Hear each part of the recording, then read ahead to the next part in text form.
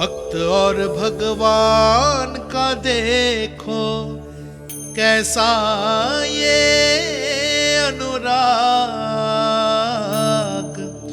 स्वयं करे सेवा प्रभु, अद्भुत गोपी का भाग्य।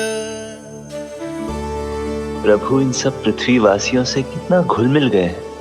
ना तो ये प्रभु को भगवान मानते हैं और ना ही प्रभु अपने आप को इनसे सर्वश्रेष्ठ समझते हैं। अपने आचरण से ये सिद्ध कर रहे हैं कि ये सभी में हैं और सभी इनका ही अंश है।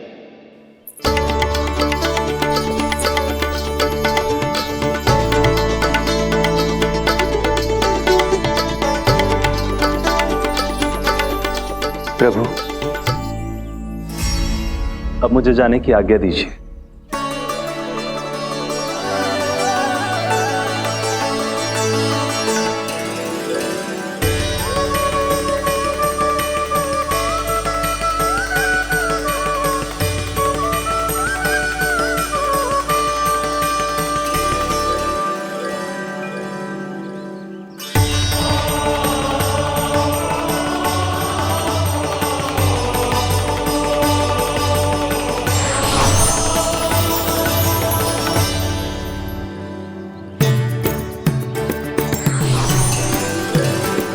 कान्हा ने तो सच्ची में धन्वंतरी जी को बुला लिया था।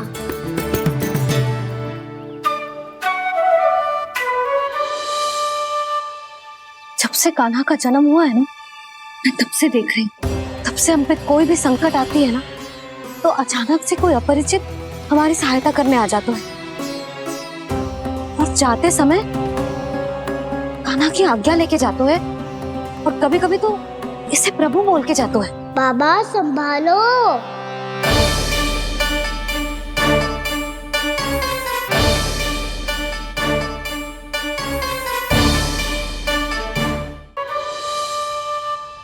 जब से कान्हा का जन्म हुआ है ना, मैं तब से देख रही हूँ, तब से हम पे कोई भी संकट आती है ना, तो अचानक से कोई अपरिचित हमारी सहायता करने आ जाते हैं और जाते समय कान्हा की आज्ञा लेके जाते हैं और कभी कभी तो इसे प्रभु बोल के जाते हैं। बाबा संभालो। यशोदा, इस जानकी को चढ़ो है और विचित्र विचार तुम्हारे मन में है। अरे सब जानते हैं कि हमारा परिवार राजसी, तुम्हें पता ना चलता होगा, पर हमारे कान्हा को सब राजकुमार ही समझते हैं देखकर, इसीलिए उसे सम्मान देने के लिए सब ऐसा ही करते हैं, और कोई बात ना है।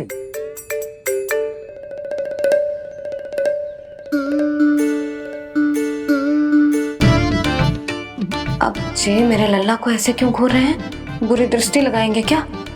वैद्यराज जी, आपके सहायक तो गए, अब आप यहाँ क्यों? वो क्या है ना, मैं अपने रोगी का निरीक्षण करके पूरी तरह से संतुष्ट होकर ही जाता हूँ।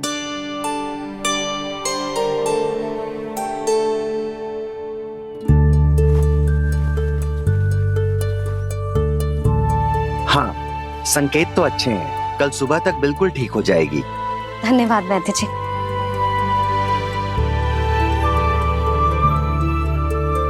बस तो फिर हम कल पकड़ पकड़ाई खेलेंगे जानकी।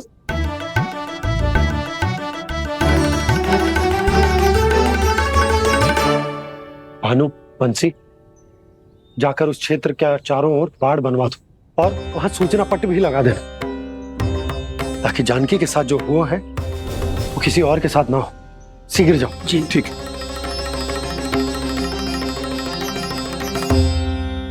बाड़ और सूचना पट लगवाने से समस्या का समाधान नहीं होगा बाबा।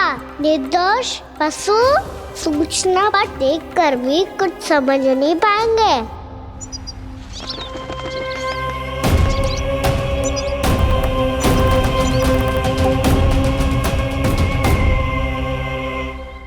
तो तुम्हारे कहने का अर्थ यह है कि व्योमासुर मारा जा चुका है और वो बालक वो बालक अब भी जीवित है। हाँ महाराज, मैंने गोप बालकों को कहते सुना था कि कृष्ण ने छलिया को मोक्ष दे दिया है, पर वृंदावन सुरक्षित नहीं है महाराज। वो एक बहुत बड़ी समस्या से जूझ रहे हैं। कैसी समस्या? गांव के निकट क्षेत्र में किसी विषैले सर्प का निवास है। उसके विष का प्रभाव इतना भयानक है महाराज, जैसे विष ना हो, स्वयं हलाहल हो। मेरी कोई भी औषधि रोगी का उपचार नहीं कर पा रही थी। निकट के क्षेत्र में कहां है वो सर्प? गोप मानते हैं कि वो सर्प गांव के निकट यमुना नदी के जल में रहता है। मुझे तो लगता है महाराज, ये कालिया नाग की कथा कोई किंवदंती या लोक श्रुति नहीं, एक सच्चाई है, एक विशैली सच्चाई।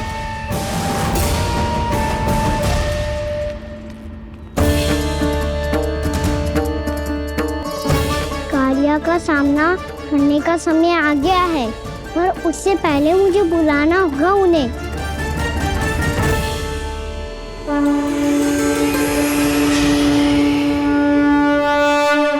संसार के दारुण भय का नाश करने वाले, सभी कष्टों का हरण करने वाले, विश्व का समस्त ऐश्वर्य प्रदान करने वाले, कमल जैसे लोचन, मुख और चरणों वाले आजानुभुज श्री राम को मैं बार बार नमस्कार करता हूँ। आपदामपहर्तारं दातारं सर्व संपदाम लोकाभिरामं श्री रामम भूयो भूयो नमाम्यहम्। काकभुसुंडी काकभुसुंडी काकभुसुंडी। प्रभु क्षमा करें, मुझे जाना होगा।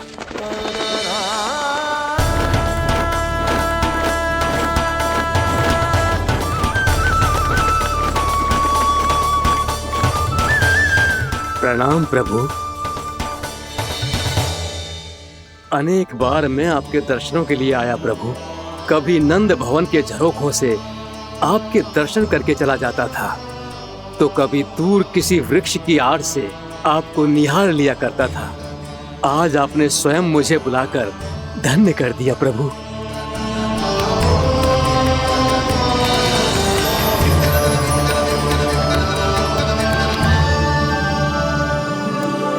मैंने आपको यहाँ एक विशेष कारण से बुलाया है। आपके श्राप से इस कालिया नाग को मुक्त करने का समय आ गया है। ये तो बहुत ही उत्तम समाचार है प्रभु। इतने वर्ष बीत गए, मुझे आज भी स्मरण है वो दिन जब मैंने उन्हें श्राप दिया था। अपने क्रोध पर नियंत्रण खोकर बहुत बड़ी भूल कर दी थी मैंने प्रभु। बीती हुई घटनाओं पर दुखी होके कोई लाभ नहीं है। हमें भविष्य की ओर देखना होगा।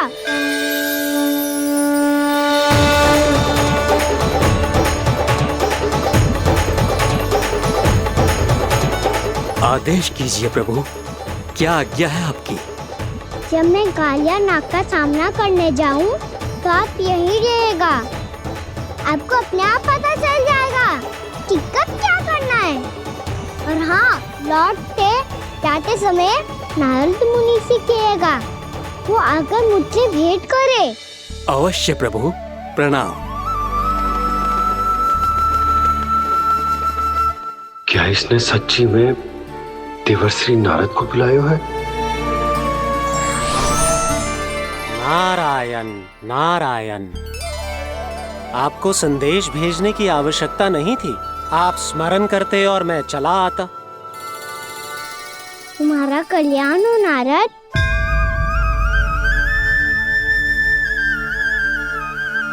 मैंने तुम्हें एक विशेष कार्य के लिए बुलाया है। आज्ञा दीजिए प्रभु। तुम्हें एक बार फिर कंस से भेंट करनी होगी। विचार कीजिए महाराज। क्या आप बिना किसी शंका के कह सकते हैं कि कौन सी पंखुड़ी पहली है और कौन सी आठवीं? उस दुष्ट से भेंट करना स्वयं कीचड़ में उतरने के समान है प्रभु। कमल पुष्प प्राप्त करना हो तो कीचड़ में उतरना पड़ता है नारद। आपका आदेश तो मैं स्वप्न में भी नहीं टाल सकता प्रभु। कंस कालिया नाग के बारे में जान गया है, पर वो उसका सामना करने का साहस नहीं कर पाएगा। मैं आतुर हूँ प्राप्ति, मूर्ख नहीं। मेरी बुद्धि फिर नहीं गई है। मैं स्वयं उस कालिया जैसे महाविषैले सर्प के सामने खड़ा हो जाऊं और अपने ही काल को आमंत्रित कर लूं। तो फिर अपने लाभ के लिए उसका प्रयोग करने का कोई और उपाय सोचिए स्वामी। कुछ ऐसा कीजिए कि यमुना नदी का पूरा जल विषैला हो जाए और वृंदावन वासी उसका उपयोग करे और आपका काल कहलाने वाला वो बालक स्वयं काल के गाल में चला जाए। उत्तम उत्तम सुझाव है प्राप्ति। अब मुझे उस कालिया तक पहुंचने का मार्ग ढूंढना होगा, उसको विवश करने का कोई उपाय ढूंढना होगा, क्योंकि व्यक्तिगत रूप से उससे भेंट करना असंभव है, असंभव। आप सही कह रहे हैं प्रभु। कंस में उतना सामर्थ्य नहीं कि वो कालिया नाग का सामना स्वयं कर सके। वैसे तो कालिया गरुड़ देव का भी सम्मान नहीं करता, तो फिर वो कंस का सम्मान क्यों करेगा भला? नहीं करेगा, पर कंस तुम्हारा सम्मान अवश्य करेगा। नारद तुम्हारी बातें भी सुनेगा और मानेगा भी। ये मेरी योजना का बहुत ही महत्वपूर्ण भाग है। तुम कंस के पास जाओ और कहो कि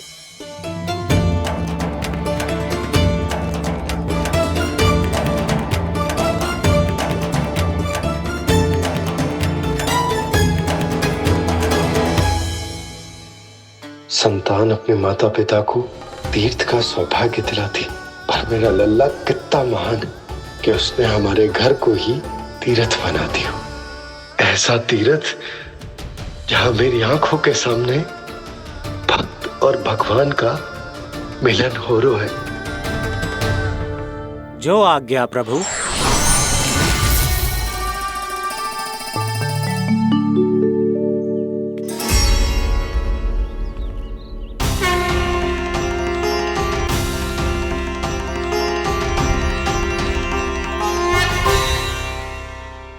बाबा। कान्हा, ये सब क्या चल रहा है? पहले काग भुसुंडी जी और फिर जे नारद जी। क्या योजना बना रहे हो तुम? कान्हा, बताना लल्ला, क्या सोच रहे तू? कान्हा देख, अगर तुझे अपने बाबा को ना बताना हो ना, अपने भक्त को बता दे। क्या सोच रहे हो लल्ला? क्या करने वाले हो आप?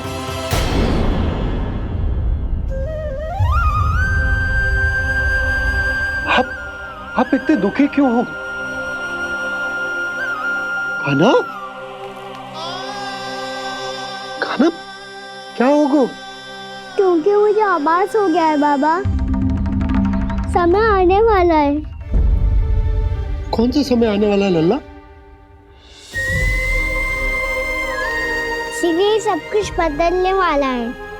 भैया को मेरा सत्य पता चल जाएगा बाबा।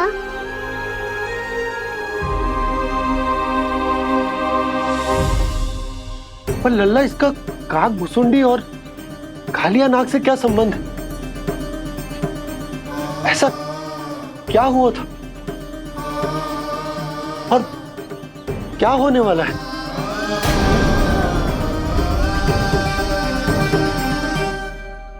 जो होने वाला है बाबा, उसका संबंध उससे है जो सैकड़ों वर्ष पहले हुआ था। महर्षि भृगु के एक वंशज थे वेद शिरा मुनि, जो विंध्याचल की पहाड़ियों में साधना कर रहे थे। तभी वहाँ अश्वशिरा नाम के एक दूसरे मुनि आमंत्रण के बिना ही आ गए। कितना सुंदर और शांतिपूर्ण आश्रम है। यहाँ प्रभु की साधना करने में बहुत आनंद आएगा।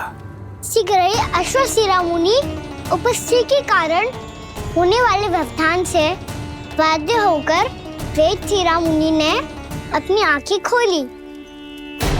कौन हो तुम और यहाँ क्या कर रहे हो? आपके आश्रम में बहुत शांति है मुनिवर। साधना करने के लिए बहुत ही उत्तम स्थान है ये। मैं चाहता हूँ कि मैं भी यहाँ। आप यहाँ साधना करना चाहते हैं, लेकिन इतना भी नहीं जानते कि किसी के आश्रम में प्रवेश करने से पहले उसकी आज्ञा लेनी चाहिए। आप ये भी नहीं जानते कि यदि कोई यज्ञ कर रहा हो तो बिना अनुमति के वहाँ प्रवेश करने से उसकी यज्ञ साधना भंग हो सकती है। आप क्या साधना करेंगे मुनि? आप तो साधना के योग्य ही नहीं हैं। इतना अपमान! एक मुनि के मुख से इतने कड़वे शब्द शोभा नहीं देते। मैं तुम्हें श्राप देता हूँ, जितनी विषैली तुम्हारी जिह्वा है उतने ही विषैले सर्प बन जाओ तुम। और ऐसा सर्प जो सांस भी ले तो निकट का वातावरण दूषित हो जाए। तुम्हारे इस दुस्साहस के लिए मैं तुम्हें श्राप देता हूँ कि तुम अभी इसी क्षण कौवा बन जाओ, और ऐसा कौवा जो कांव कांव करके अनर्गल प्रलाप करता रहे।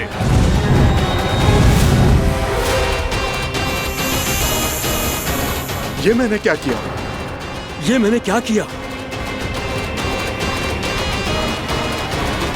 क्रोध के कारण दोनों ने एक दूसरे को श्राप दे दिया। पर दोनों ही मेरे भक्त थे, और भगवान होकर मैं अपने भक्तों को इतनी कठिनाई में कैसे देख सकता था। इसीलिए जिस संकट में उन दोनों ने अपने आप को फंसा लिया था, उसका समाधान करने में मैं उनके पास गया। देखिए ना प्रभु, ये क्या हो गया हमसे? हमारी रक्षा कीजिए प्रभु, मार्ग दिखाइए हमें। क्रोध पर नियंत्रण ना होने के कारण आप दोनों ने एक दूसरे को बहुत ही भीषण संकट में डाल दिया है। आप दोनों ही तपस्वी, तप के बल से दिए गए आपके श्राप को लौटाना भी संभव नहीं है। प्रभु कोई तो उपाय होगा, हम आपके शरण में हैं प्रभु। अपराध तो हमसे हुआ है प्रभु, पर अब आपसे ही आशा है। कुछ ऐसा कीजिए भक्त वत्सल, जिससे हम दोनों के श्राप का प्रभाव कुछ कम हो जाए। आप दोनों ही मेरे भक्त हैं, इसलिए आपकी पीड़ा का निवारण करने का एक उपाय है मेरे पास। वेद शिरोमणि, जब आप कालिया नाग बनेंगे तो आपको मेरे चरणों को अपने शीश पर धारण करने का सौभाग्य मिलेगा। और अश्र शिरोमणि, आप काग योनि होने के बाद भी आप श्रेष्ठतम ज्ञान और सर्वाधिक यौगिक सिद्धियों के स्वामी होंगे और प्रवचन दिया करेंगे। इसके बाद अश्वशिरा मुनि काक भुसुंडी बन गए, जिन्होंने आगे चलकर सेम गरुड़ देव को रामायण सुनाई। और मुनि वेदशिरा, महर्षि कश्यप और देवी कैत्रियों के पुत्र कालिया नाग बनकर जल में। और अब वही कालिया नाग जमुना जी में, जिनके कारण जानकी के प्राण लगभग चले ही गए थे। अब कालिया नाग को उचित स्थान पर भेजने का समय आ गया है बाबा। पर ये तो अच्छी बात है कान्हा, वेदशिरा मुनि को दिया हुआ तुम्हारा वचन भी पूरा हो जाएगा, जमुना जी की शुद्धि भी हो जाएगी। इस सब के बाद भी तुम दुखी क्यों हो? क्योंकि इसके बाद मैया के सामने मेरा रहस्य खुल जाएगा बाबा। उन्हें पता चल जाएगा कि उनका बालक कोई साधारण बालक ना है। भविष्य में जो होने वाला है उसे सबके सामने घटने से रोकना मेरे लिए भी संभव ना होगा। मैया को सब पता चल जाएगा। क्या पता चल जाएगा रे मुझे?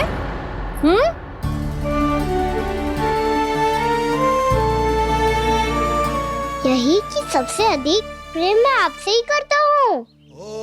अब बस भी कर, चलो भोजन के लिए बुलाने आई थी तुम दोनों को।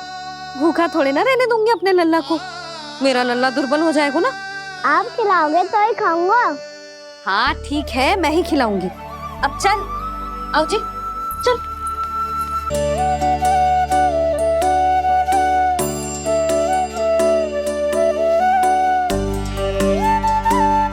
मैया खेलो ना मेरे साथ। मैया सुनो ना, मेरी बात ना मानोगी? अभी बहुत कार्य पड़े लल्ला, देख जानकी को औषधि भी देने जानो है ना। औषधि मैं दे दूंगा, फिर तो खेलोगी ना आप मेरे साथ? पिछले कुछ दिनों से अपनी मैया का अधिक से अधिक प्रेम पाने का प्रयास करो है कान्हा। इसका तो एक ही अर्थ हो सकता है कि कछु बहुत बड़ो होने वालों है। कान्हा रुक जा लल्ला। कान्हा क्यों तंग कर रहा है? मैया को पहन लेना। कान्हा, कान्हा, ये क्या करो तूने?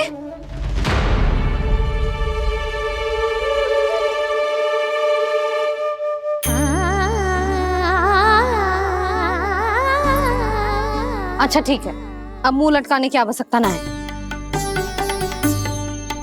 ये ले।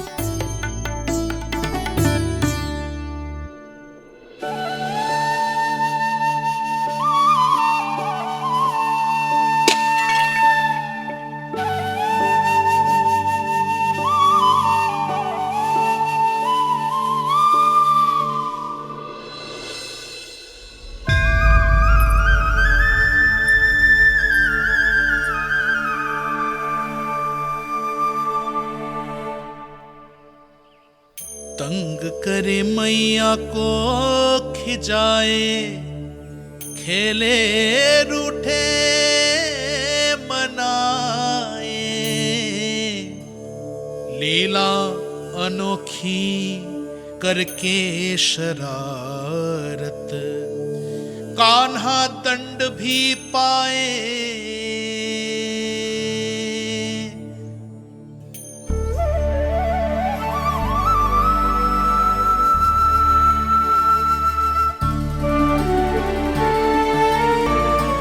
रूठना मनाना, खेलना खिलाना, पहले शरारत करके क्रोध दिलाना और फिर क्षमा मांग लेना, ये सब जानबूझकर कर रहे है कान्हा। जैसे जीवन भर के लिए अपनी मैया की ममता को अपने हृदय में समेट कर रखना चाहते हो।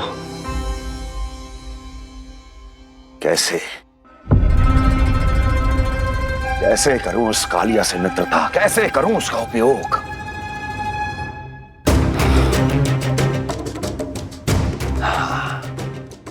उस पर आक्रमण कर देता हूं और उसे किसी ना किसी तरह से यह विश्वास दिला देता हूं कि यह आक्रमण उस विष्णु अवतार ने किया है।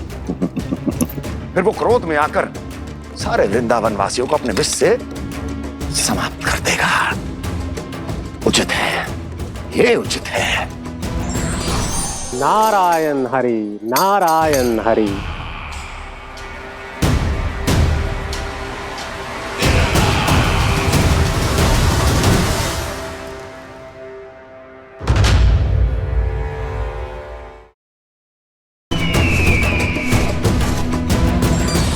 नारायण हरि, नारायण हरि।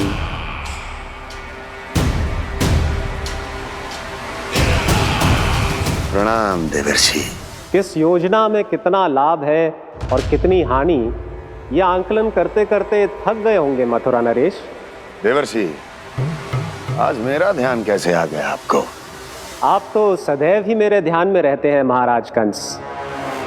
सत्य तो यह है कि मथुरा में जो भी हो रहा है मुझसे छिपा हुआ नहीं है। मैं जानता हूं कि आप किसी भी असुर को वृंदावन क्यों ना भेजें, और वो असुर कितना भी शक्तिशाली क्यों ना हो, कृष्ण का सामना नहीं कर पाता। या तो पराजय स्वीकार करके आपके पास लौट आता है, या तो फिर वीर गति को प्राप्त हो जाता है।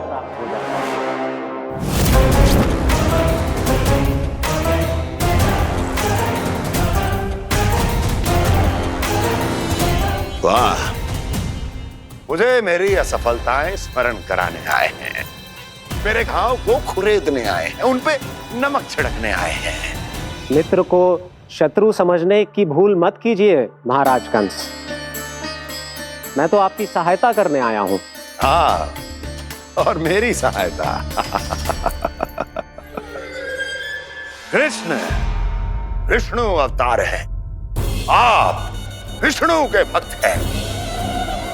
मैं हूं विष्णु द्रोही, फिर भी तो आपके आराध्य को हानि पहुंचाना चाहता है, उसकी सहायता करना चाहते हैं आप। क्या आप निश्चित रूप से कह सकते हैं कि आप ब्रह्मांड के सभी नियमों को अच्छी तरह समझते हैं? अवश्य।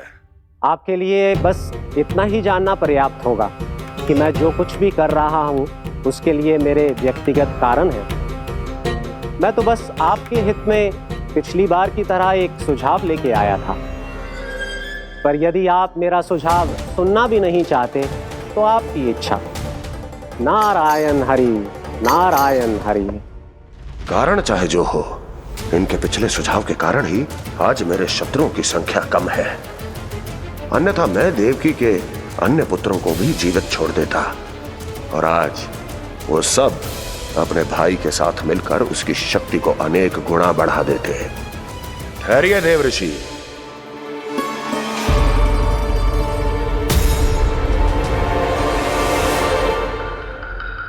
बताइए, क्या सुझाव है आपके पास? मेरे सुझाव का नाम है कालिया नाग।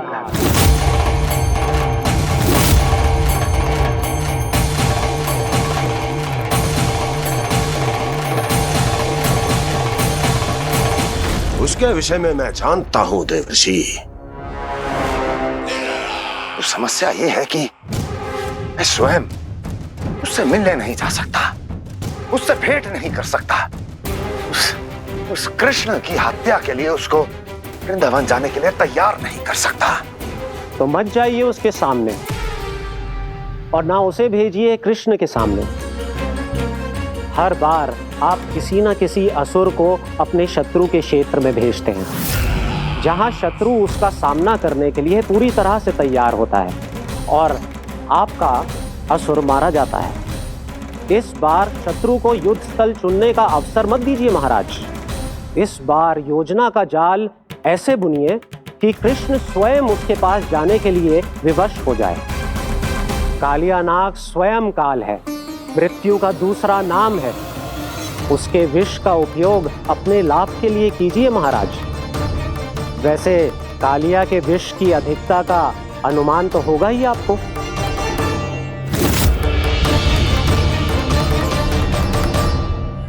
एक बार जो उसके क्षेत्र में पहुंच गया, फिर उसके विष से बचना असंभव है।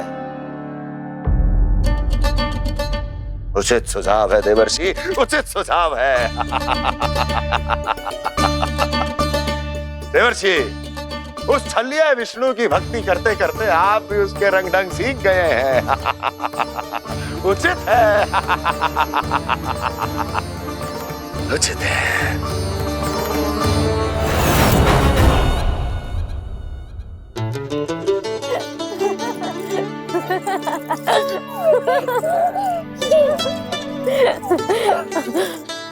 बस बस, बहुत आनंद ले लियो लला। बस अब दूध पी ले। ठहर ठहर, गर्म है। जी ले ले।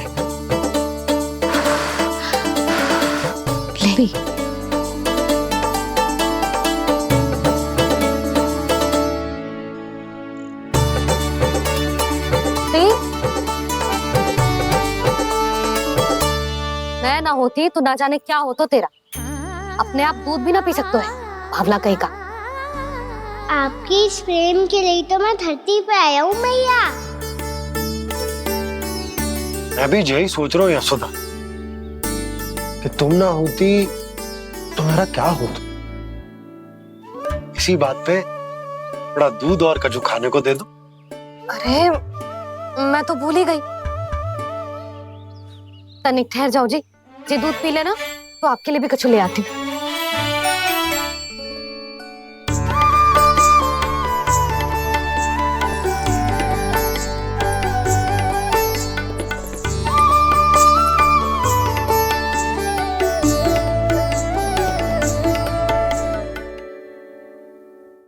प्रणाम महाराज। आपकी आज्ञा के अनुसार बिल्कुल वैसा ही पत्र तैयार किया है जैसा आप चाहते थे।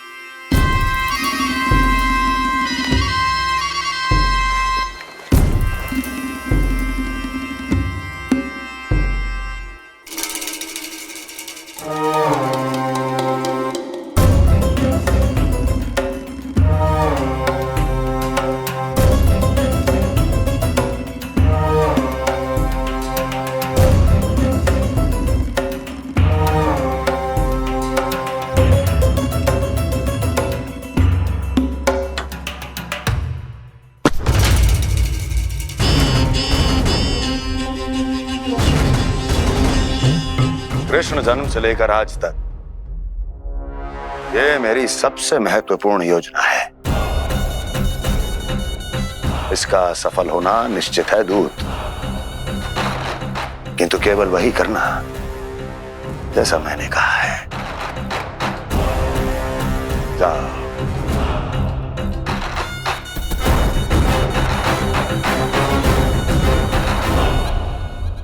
कान्हा,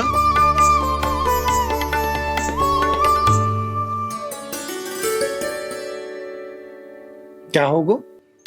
बाबा मैं चाहता हूँ कि मैया की स्वमता क्रिस्टल फ्रेम की वर्षा मुझ पे सरते ऐसे होते रहे। वो तो होती रहेगी लल्ला। अपने लल्ला के लिए किसी मैया का प्रेम कभी कम हो सकता है भला?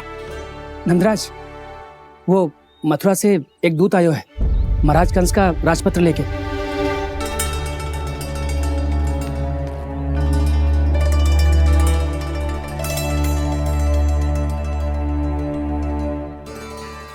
कान्हा अब क्या करने वाला है? तेरे बाबा कहाँ गए? हाँ? कंस मामा का खेल आरंभ हो गया है, पर मैया वो सब सुनेगी तो व्यर्थ चिंतित हो जाएगी। बस थोड़ा बाहर गया मैया, कछु खा लिए से। बाहर इस समय? मैया क्या होगा? मैया देखो ना, पीठ पे कछु हो रहा है। मेरा हाथ ना पहुंचो, आप करो ना। यहाँ? क्षमा करना मैया, पर अभी बाबा को ही संभालने दो ये सब। कहिए, क्या संदेश लाए हैं आप? नहीं नंदराज, नहीं। महाराज कंस का आदेश है कि ये संदेश सभी गांव वालों के साथ ही पढ़ा जाए। ठीक है, मैं गांव वालों के सामने पढ़ दूंगा, पर मुझे तो दीजिए पढ़ने के लिए। महाराज की आज्ञा का पालन करना आपके लिए भी आवश्यक है नंदराज। सभी गांव वासियों की सभा बुलाइए। बंसी, सभी गांव वालों की सभा बुलाओ। राजपत्र में ऐसा क्या संदेश भेजो है कंस ने? अब मेरे पत्र को पढ़कर सब भौचक के रह जाएंगे। और वो कृष्ण, उस कृष्ण के पांव के नीचे से तो भूमि खिसक जाएगी, आकाश फट पड़ेगा, बिजलियां गिर जाएंगी। प्राप्ति, ओ प्राप्ति, कंस का पत्र स्वयं को बहुत अधिक शक्तिशाली समझता है ना वो। अब देखता हूं कैसे वो इस महासंकट का सामना करता है। वो कृष्ण, वो अपनी मृत्यु स्वयं चुनेगा या मृत्यु की वेदी पर चढ़ा देगा प्रिय वृंदावन वासियों को।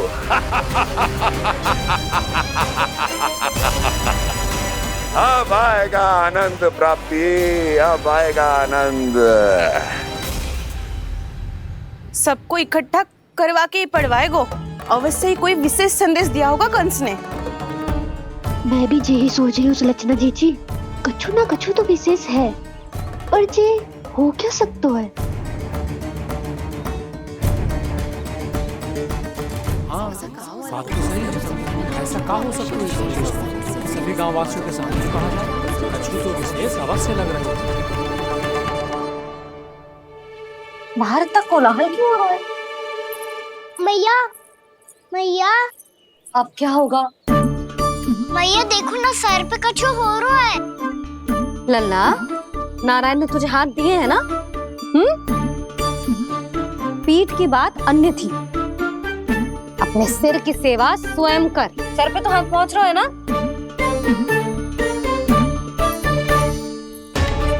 मैया सुनो ना, मैया देखो ना, तीव्र कर, कछु हो रहा है। मैया देखो ना, तीव्र कछु हो रहा है।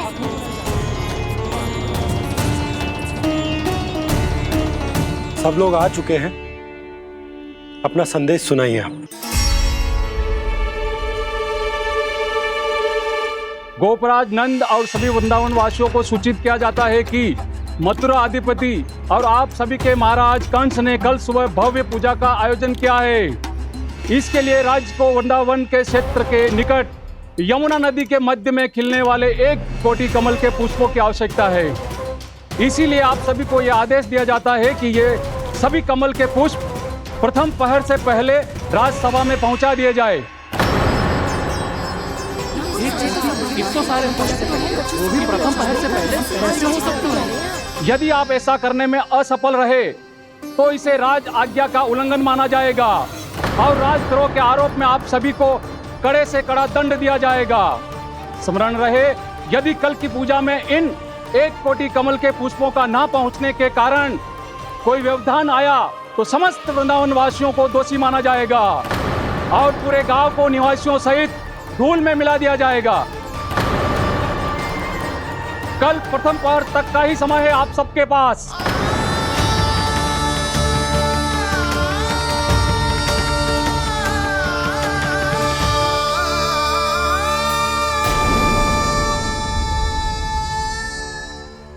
कमल पुष्प, वो भी कल प्रथम प्रहर में? ऐसे कैसे संभव है? और कोई साधारण पुष्प ना, यमुना नदी के मध्य खिलने वाले विशेष कमल के फूल चाहिए उन्हें। लेकिन यमुना नदी में तो कालिया नाग ने विष घोल के रखा है, तो फिर कैसे हो पाएगा? जी असंभव है।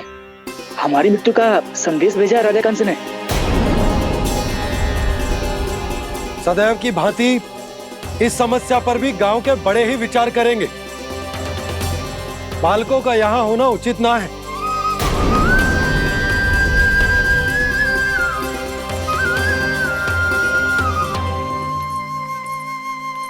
लल्ला, ले जे गेंद ले, जा अपने सखाओं के साथ खेल। सुबह उज्जवल, मधुमंगल वसंता, देखो भैया ने क्या दिया है। चलो खेलें, बहुत आनंद आएगा आज।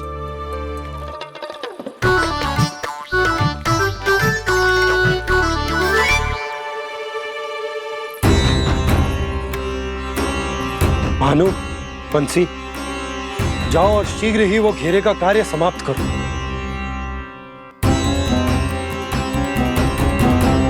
पर कछु ना कछु तो करना पड़ेगा ना।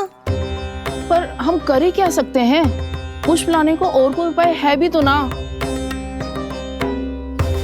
मैं चला जाऊंगा जमुना जी में। वैसे भी मेरे जीवन के कितने दिन शेष बचे हैं। गांव के लिए, समाज के लिए कुछ करके मरूं, तभी तो शांति मिलेगी। ना काका, यदि आप उस विषैले जल में छलांग लगा भी दोगे, किंतु 1 कोटि कमल पुष्प एकत्रित कर पाना आपके लिए संभव ना है। इससे अच्छा है कि मैं चला जाऊं। यदि मैं मर भी गया तो मेरे पीछे रोने वाला कोई ना है। किसी को कहीं जाने की आवश्यकता ना है। गोप नरेश होने के नाते ये मेरा कर्तव्य है कि मैं आप सबकी रक्षा करूं। नंदराज, आपको जाना है तो जाओ। हरिया, काका, भैया सब चले जाओ। लेकिन आपको पता है वहाँ का जल कितना विषैला है। आप लोग एक क्षण भी जीवित नहीं रह पाओगे। फिर कैसे इकट्ठा करेंगे 1 कोटि कमल पुष्प? आप बात तो सही कह रही हैं शांति। उस दुष्ट कंस ने ऐसी मांग रख के हम सबको फंसा दिया। हम में से कोई भी क्यों ना चला जाए और इस संकट का समाधान ना निकले हो। कान्हा, बताना कौन सा खेल खेलें? गेंद पकड़ खेलते हैं। पर एक बात सुन लो सब, कोई भी तीव्र गति से ना फेंकेगा गेंद को। भैया ने स्वयं बनाई है मेरे लिए। सब तैयार हो?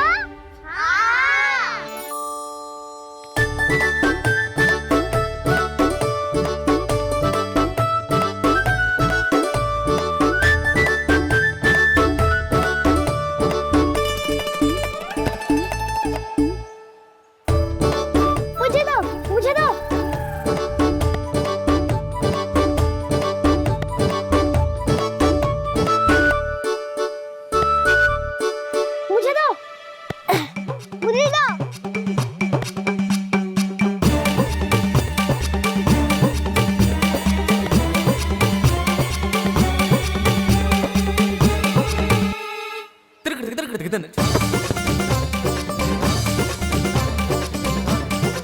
कान्हा, इतनी धीरे से फेंकेगो तो कैसे आनंद आएगा? थोड़ा बल लगा के फेंक। हाँ कान्हा, हम अभी बड़े हो गए हैं, तू अब भी छोटे बालकों की तरह फेंक रहा है।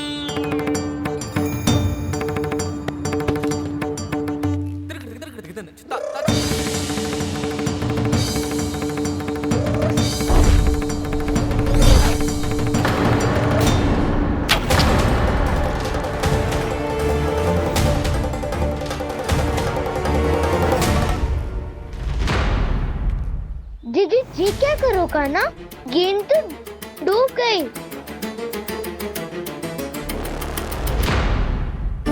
अच्छा, तो ये सब इसकी योजना का भाग था ताकि ये कालिया का सामना कर पाए। तुम सबने तो कही थी तीव्र गति से देखो फिकवा दी ना मेरी गेम मुझसे नदी में। अब मुझे जाके लानी पड़ेगी। रुक जा कान्हा। जी क्या बोल रहे हो कान्हा? इसमें तो बहुत संकट है। कोई भी संकट मेरी मैया का उपहार खोने से बड़ा ना है। बहुत प्रेम से बना के उन्होंने दी थी। हे नारायण, कोई उपाय समझ में ना आ रहा है। भैया, हम कैसे करेंगे हम अपने गांव की रक्षा? कीड़े पड़ेंगे उस दुष्ट को। यदि उसके कारण किसी के प्राण चले गए तो कौन सा फल मिलेगा उसे इस पूजा का? तुम सही कह रही हो यशोदा, और हमारे पास कोई और दूसरा विकल्प भी तो ना है। यदि हमने मथुरा की राज आज्ञा का पालन ना किया तो इसका दुष्परिणाम पूरे गांव को भुगतना पड़ेगा।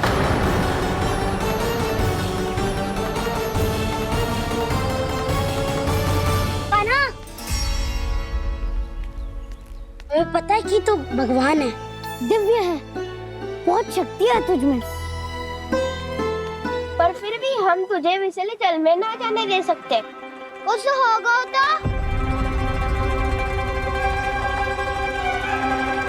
तुम सब इतनी हट कर रहे हो तो ठीक है, ना जाऊंगा। गेंद कहाँ गिरी है, कितनी दूर गई है, ये तो देख लूं, ताकि उसे बाहर निकालने का कोई उपाय ढूंढ पाऊं।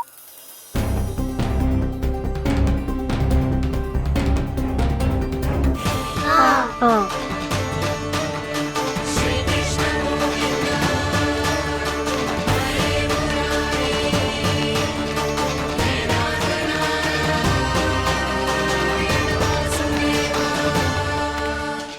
कान्हा की ये लीला तो समझ ही नहीं आ रही।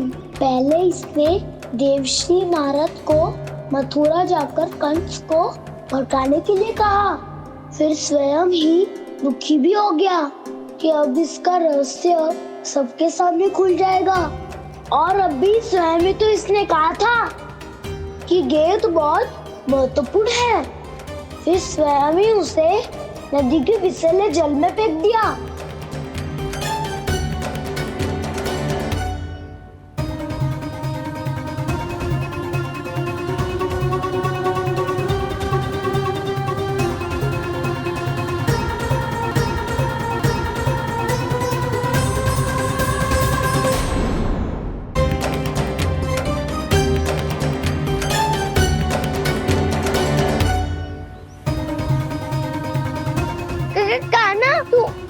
ऊपर क्यों चढ़ रहा है? अरे ऊंचाई से देखूंगा तभी तो गेंद दिखेगी।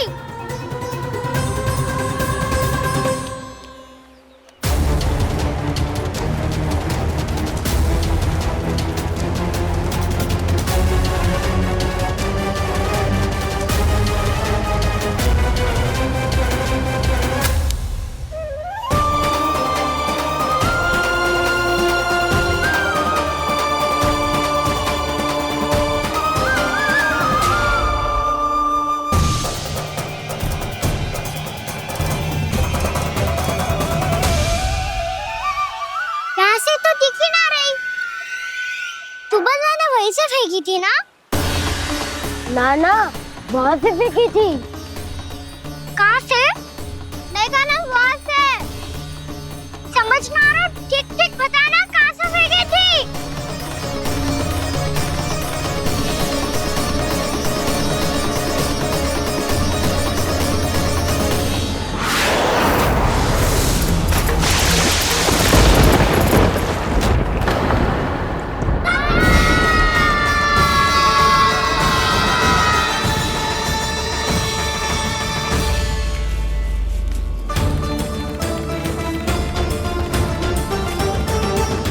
कालिया नाग के क्षेत्र में जाकर कोई भी जीवित वापस ना लौट सको है।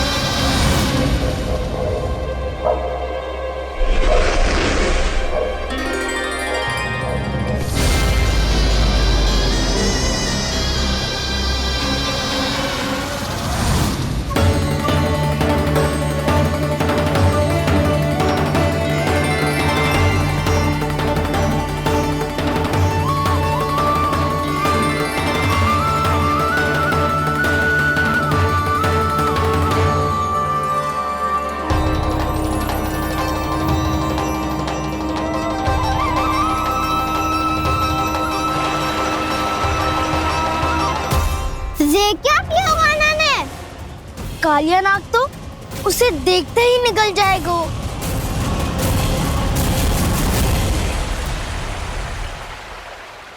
तो आरंभ से अब तक सब कुछ उसकी लीला का ही भाग था।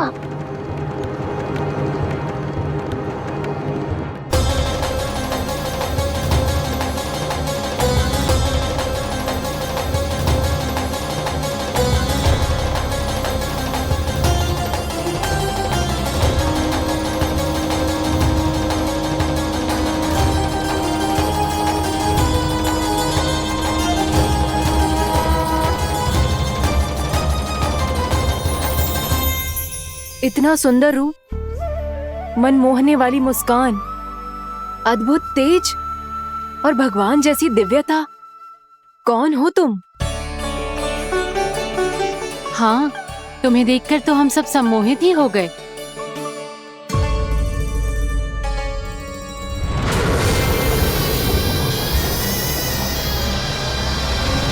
तुम जो भी हो बालक, वापस लौट जाओ। हमारा हृदय तुम्हें ही देखते रहना चाहता है, किंतु यदि हमारे पति जाग गए तो तुम्हें अवश्य हानि पहुंचाएंगे।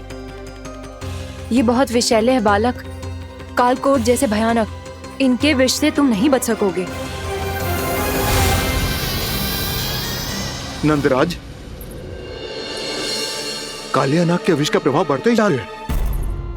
पहले 8 कोस तक उसके विष का प्रभाव था, अब तो 1 योजन से अधिक क्षेत्र में फैलो है। जल पीने के प्रयास से अनेक पशु मारे गए हैं और नदी के निकट के वृक्ष और वनस्पति सब नष्ट होने लगे।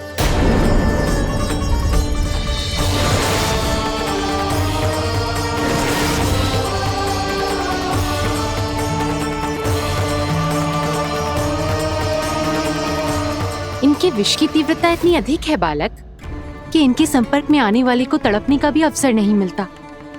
इनके विष की अग्नि क्षण भर से भी कम समय में प्राणवायु को जलाकर राख कर देती है।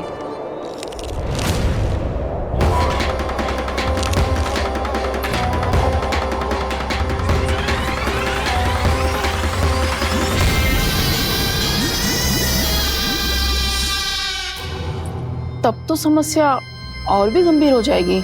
मैंने तो सुनो है कि कालिया नाग कम से कम 2 योजन लंबा है, सैकड़ों फन है उसके।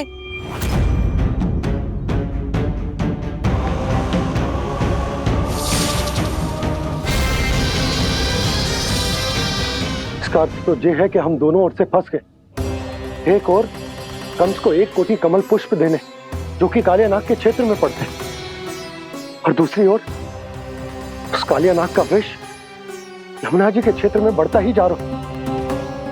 इसके कारण हम ही नहीं, निर्दोष पशु पक्षी भी संकट में। इन दोनों समस्याओं का एक ही समाधान है, उस कालिया नाग का सामना करना। और ये ना समझ आ रहा कि हम ये करेंगे कैसे, क्योंकि ये बात साधारण मनुष्य के बस की ना, हमारे लिए ये असंभव है।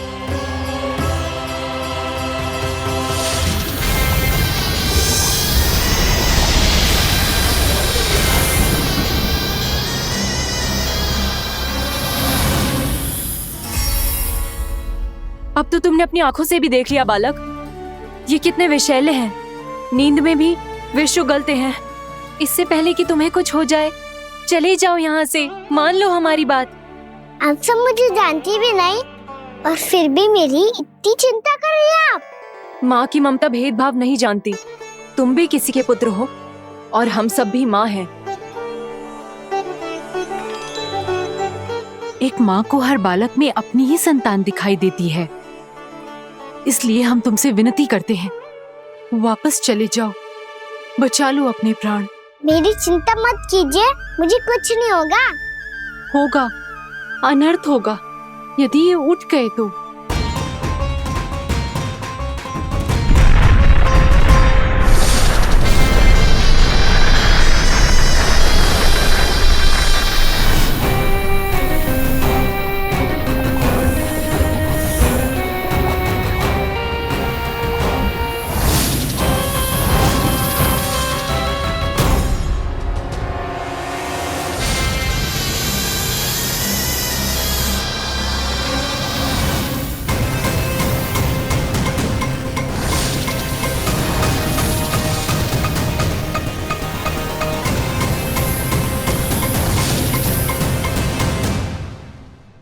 सामने होते हुए भी अपने इश्क को केवल वही देख सकता है जो अपना अभिमान त्याग चुका हो।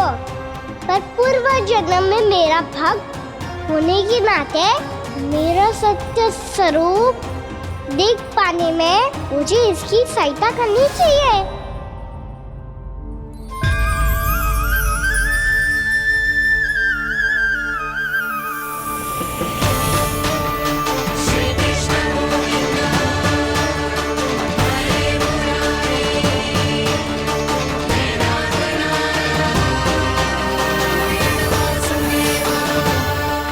देखो हमारा छोटा सा कान्हा कैसे डट के खड़ा है। इतने विशालकाय, इतने महाभयंकर सबके सामने।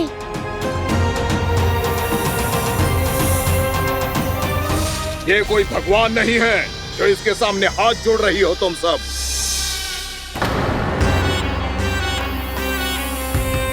एक सामान्य साधारण बालक है ये, जो ये तक नहीं जानता कि इसके सामने है इसका काल, कालिया। तू कौन है बालक? मेरे इतने निकट आकर भी तू जीवित कैसे है? मेरी नहीं, अपनी चिंता करो कालिया। बहुत मनमानी कर ली तुमने। अब बस मैं तुम्हें रोकना हूँ। अब बस मैं तुम्हें रोकना हूँ। मैं तुम्हें रोकना हूँ। बित्ते भर का है तू, मेरे विष के बारे में जानता ही क्या है? और कहता है मुझे रोकने आया है। किससे? किससे रोकना चाहता है तू मुझे? मुझे क्रोध दिलाने की भूल मत कर बालक। अपनी फुंकार से ही तेरी इस मुस्कुराहट को अंतिम मुस्कुराहट बना सकता हूं मैं। शीघ्र बता, कौन है तू और किसने भेजा है तुझे? तुम्हें आवाज भी है कि अपनी पुकारों से तुम कितना विष भूल चुके हो। पवित्र यमुना नदी को कितना दूषित कर दिया तुमने। और यही नहीं, तुम्हारे कारण निकट के जीव जंतुओं, वृक्ष, वनस्पतियों सबको हानि पहुंच रही है। तो क्या? मुझे उससे क्या? मुझे है आपत्ति है मुझे तुम्हारे इस व्यवहार से, और इसीलिए तुम्हें यहाँ से जाना होगा। यहाँ से जाना होगा।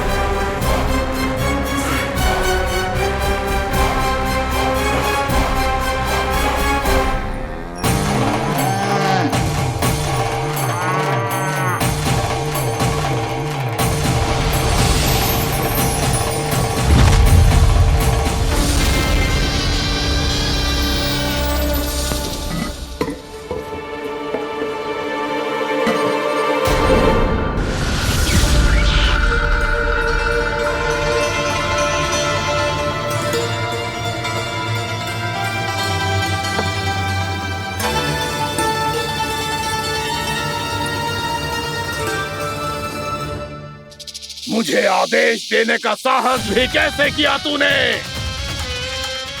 इस क्षेत्र को मैंने अपना राज्य बनाया है, मेरा परिवार रहता है यहाँ, और तू मुझे यहाँ से जाने के लिए कह रहा है? हाँ, क्योंकि तुम्हारे यहाँ रहने के कारण अन्य जीवों को हानि हो रही है और मैं ऐसा नहीं होने दे सकता। मैं तो बस वही कर रहा हूँ जो एक सर्प का स्वभाव है। विष फैलाना स्वाभाविक है मेरे लिए, इसलिए मुझे चुनौती मत दे बालक। चुनौती तो मैं दे चुका हूँ कालिया। अब तो बस तुम्हें शिकार करनी है।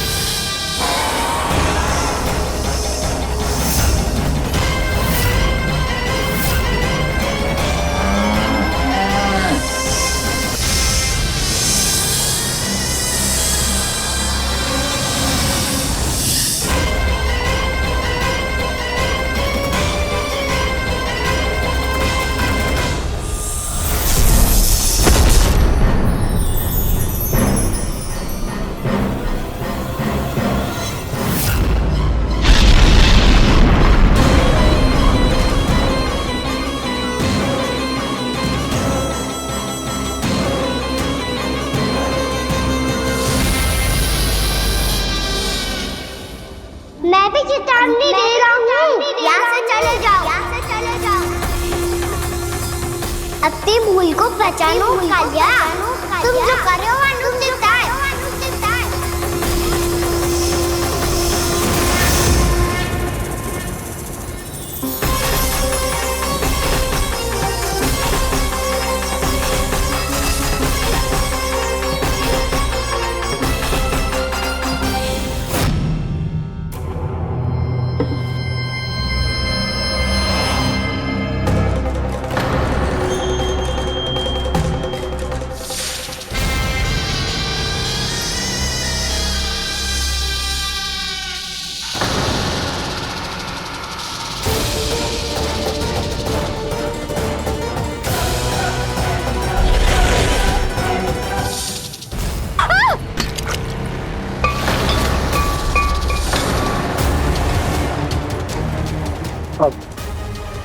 मैं आता हूँ।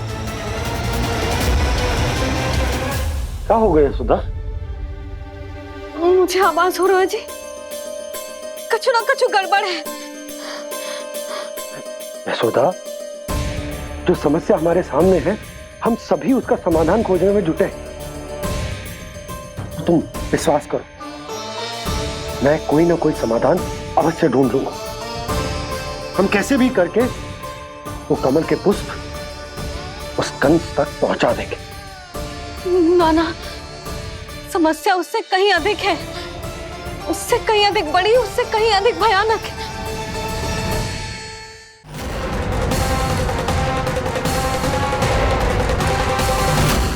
इसकी ये बूंद से ही सबके प्राण चले जाते हैं। इसने तो विष की धारियां फेंकी है खाना पे।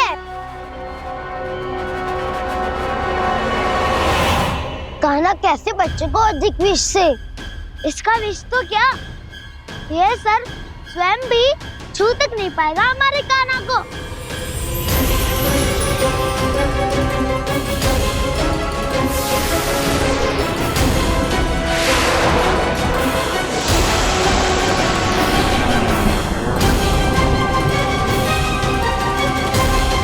तुम्हारे सखा को, मेरे भाई को कोई हानि नहीं पहुंचा पाएगा। ये कान्हा का सत्य चाहे जो हो बलराम, पर अभी तो जो एक बालक ही है ना।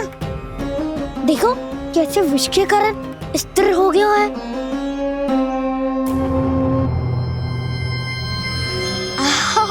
हाउ सर्फ ने कितनी आसानी से अपनी पूंछ से बांध लिया है। मुझे यहाँ से भगाना चाहता था ना तू? अब मैं तुझे दिखाऊंगा अपना सामर्थ्य। ये मूर्ख किसे बांधना चाहता है अपनी पूंछ में? उन्हें जिनका विस्तार सारे ब्रह्मांड में है, या उन्हें जो स्वयं अनंत है? पर देवराज, प्रभु ऐसा करने ही क्यों दे रहे हैं कालिया को? आप सब भूल रहे हैं देवगण। कालिया पूर्व जन्म में प्रभु का बहुत बड़ा भक्त था। उसी भक्ति का फल मिल रहा है अब इसे। वैसे भी भक्तों के मन का भाव सबल हो तो भगवान तो सहज ही बंध जाते हैं।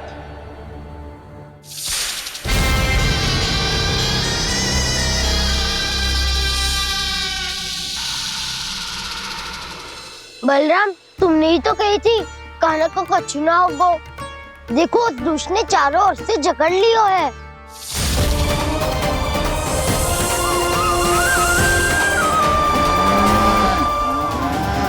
ये क्या कह रही हो तुम? जसोदा जी, क्या हुआ? घबरा क्यों रही हो आप? सुलोचना, मुझे आभास हो रहा है कुछ बहुत बड़ी अनहोनी हो गई है। नंदराज, नंदराज, नंदराज!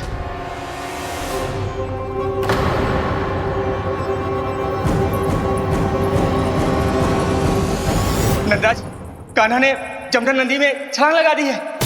कान्हा ने जमदग्नि नदी में छलांग लगा दी है। कान्हा ने जमदग्नि नदी में छलांग लगा दी है।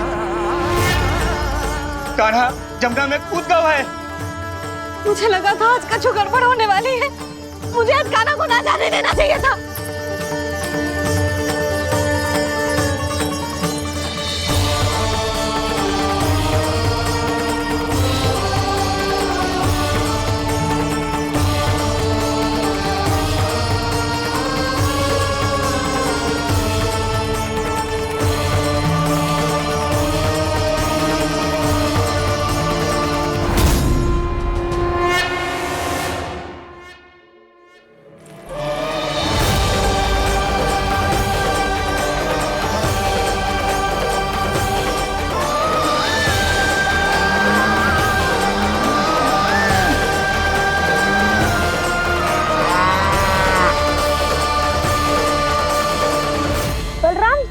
करो ना।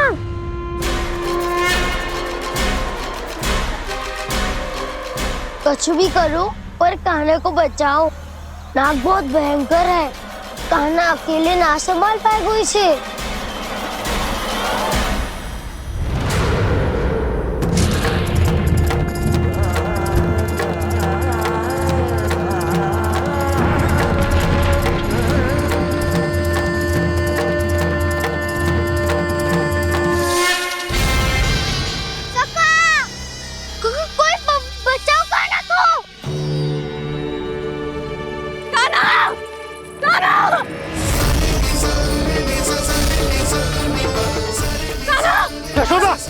यशोदा रुको। छोड़ दो मुझे, छोड़ दो मुझे। जीजी संभालो, बावली हो गई ना।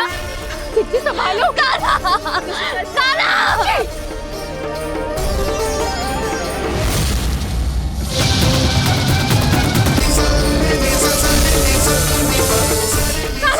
यशोदा, यशोदा रुको। छोड़ दो मुझे, छोड़ दो मुझे। जीजी संभालो, बावली हो गई ना। जीजी संभालो। कान्हा, कान्हा। देखो अब कैसे तुम्हारे अस्थियों को तोड़कर छोटे छोटे टुकड़ों में बदल दूंगा मैं।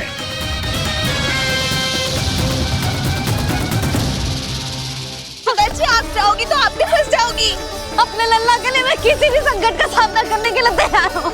छोड़ो ना यशोदा, हमें कोई और उपाय खोजना पड़ेगा। कोई और उपाय? आप देख ना रही मेरा कान्हा किस दशा में है। कान्हा मैया के वश में नहीं है, नहीं तो ये अपने लल्ला के लिए साक्षात काल का भी सामना कर ले। ये तो केवल कालिया नाग है। हे नागराज, आप मेरे प्राण ले लो पर कान्हा को छोड़ दो। ना नागराज, आप मेरे प्राण ले लो, मैं विरोध भी ना करूंगी। ना नागराज, आप मुझे मार दो पर मेरे कान्हा को छोड़ दो। ना ना ना ना नागराज, मेरे प्राण ले लो। हमारे कान्हा से क्या शत्रुता है आपकी? प्रभु के लिए जो प्रेम यशोदा मैया के हृदय में है वही इन सभी गोपियों के हृदय में भी है।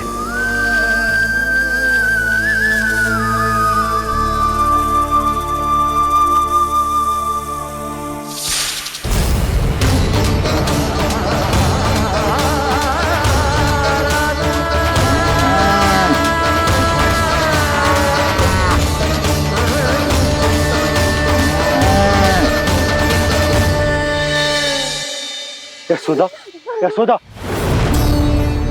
देखो इन गोपियों को, इन गैयाओं को, इन सब के मन में भी तुम्हारी भांति ही ममता भरी हुई।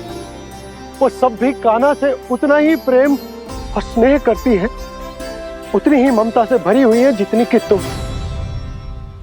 तो तुम ही सोचो, जिसके साथ इतनी ममता और इतना स्नेह, इतना प्रेम, उसका कोई क्या कर सकता है? उस कालिया नाग का वेश इस सब आशीर्वादों के सामने कछु न है। कछु करो जी,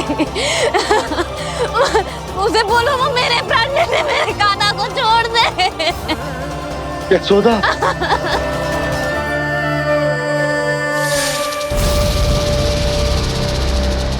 केवल इन्हीं में नहीं देवराज, नाग पत्नियों के हृदय में भी ममता का वही प्रेम उमड़ रहा है।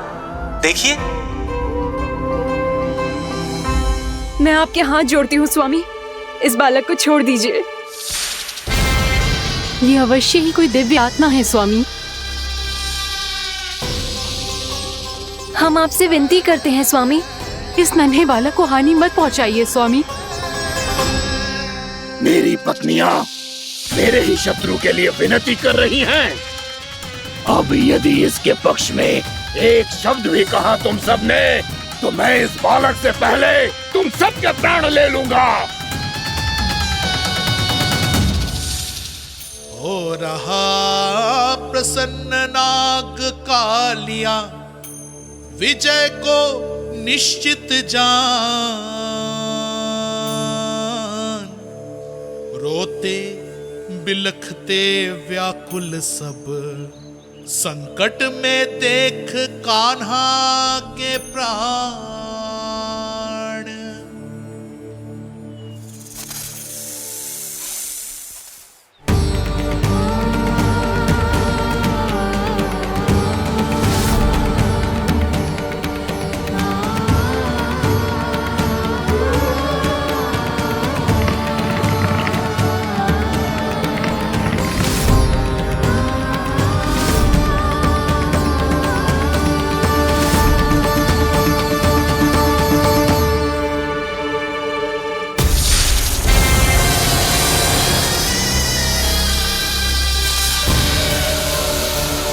कुछ करो जी, मेरे लल्ला को बचा लो, कोई तो कुछ करो।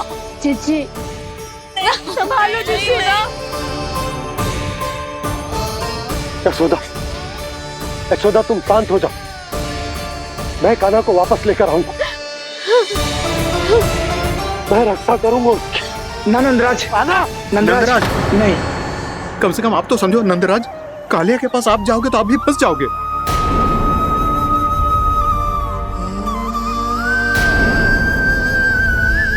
बलराम, तेरा भाई इतनी भीषण संकट में है और तुझे जरा भी दुख ना हो रहा? क्या आप सब अब तक नहीं समझ पाए कि कान्हा सच में कौन है? छोटे बाबा, आप तो उसका सत्य जानते हैं ना?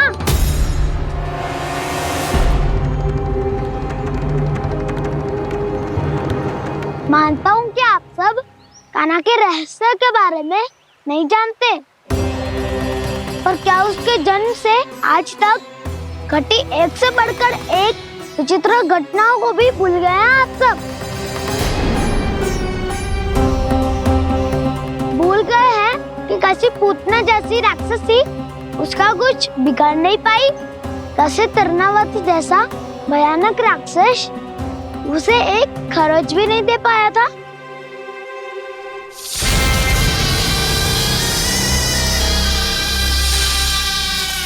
आप सबने अपनी आंखों से देखा था ना, बकासुर से कान्हा की रक्षा करने देवता स्वयं आए थे, पर सत्य तो ये है कि वो सभी देवता भी उस असुर के सामने असमर्थ हो गए थे। तब कान्हा बहुत ही आसानी से उस भयंकर असुर का वध किया था।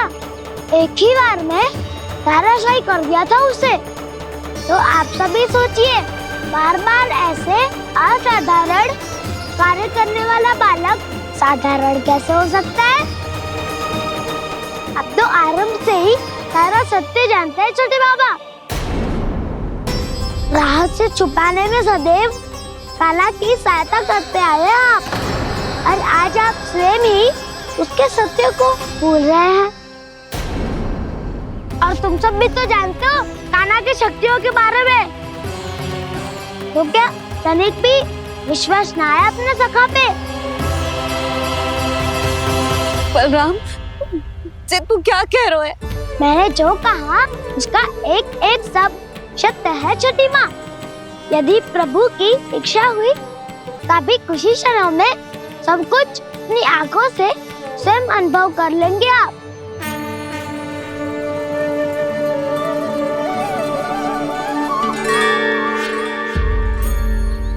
शांताकारं भुजगशयनं पद्मनाभं सुरेशं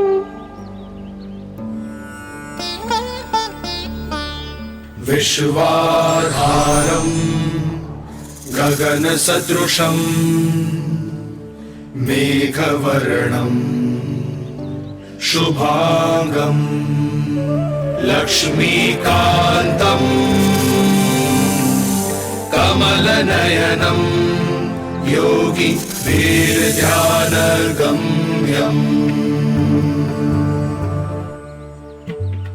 वन्दे विष्णुं भवभयहरं सर्वलोकैकनाथम्।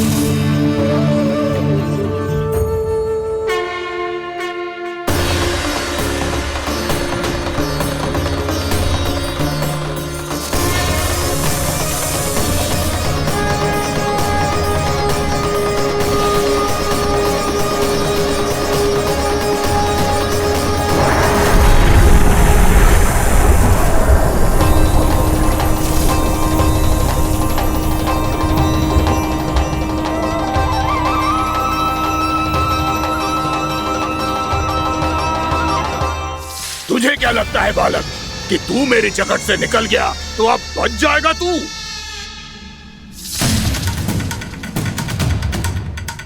मेरे विष से अपनी प्राण रक्षा करने में सफल रहा, मेरी जकड़ से भी छूट गया, पर मेरे दंश से नहीं बच पाएगा।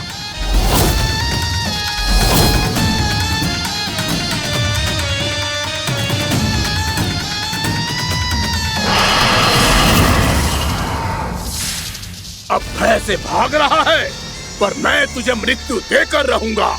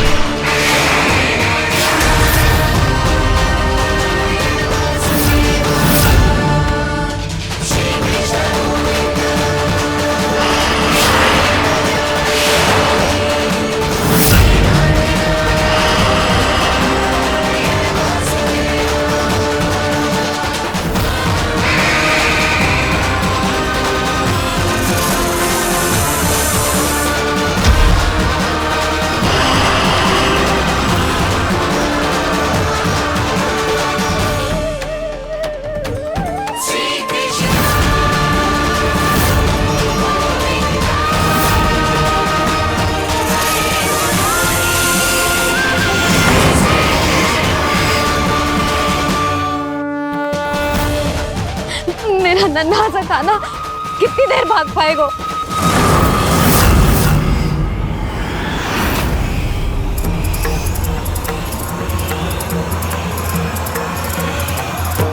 और कितनी प्रतीक्षा करोगे मेरी भक्त कालिया? भक्त नहीं, काल हूं मैं तेरा। जब अहंकार का मुकुट बुद्धि को ढक लेता है तो भक्त अपने भगवान को भी नहीं पहचान पाता। व्यर्थ की पहेली में मत उलझा बालक। ना मैं भक्त हूँ और ना तू भगवान।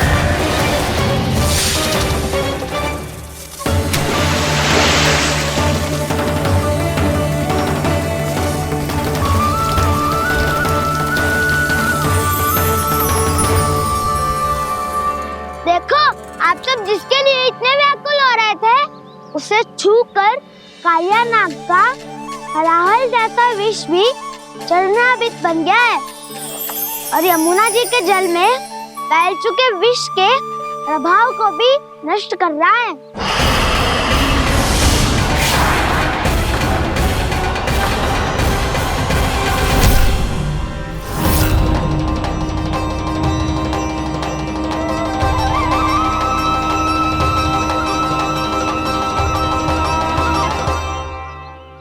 धर्म रक्षक अधर्म विनाशक प्रभु श्री कृष्ण का कौशल सचमुच अद्वितीय है। नारायण नारायण।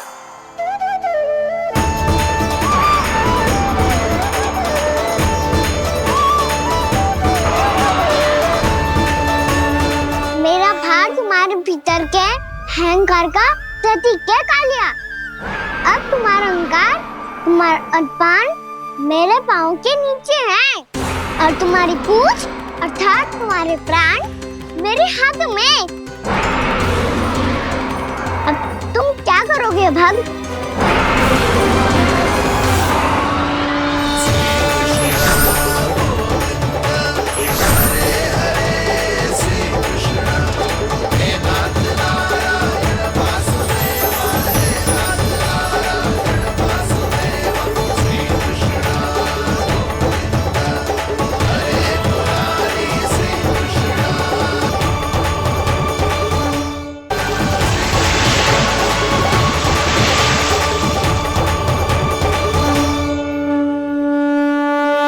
प्रभु, भले ये आपको पहचानने में असमर्थ हो, पर हम सब ने आपको पहचान लिया है। हाँ प्रभु, एक भक्त होने के नाते और एक अर्धांगिनी और माँ होने के नाते मैं आपसे इनके प्राणों की भिक्षा मांगती हूँ। अपनी कृपा दिखाइए और इन्हें क्षमा कर दीजिए। आपके लिए मित्र और शत्रु में कोई अंतर नहीं प्रभु, उसी तरह आपकी कृपा और दंड में भी कोई अंतर नहीं। दोनों दया ही तो हैं, अकारण ही किसी को प्राप्त नहीं होती। हमें विश्वास है कि हमारे पति को मिला ये दंड कोई अभिशाप नहीं है, आपका वरदान है। ये सत्य है प्रभु कि इनसे बहुत से पाप हुए हैं। इनके विष से बहुत सारे जीव जंतु को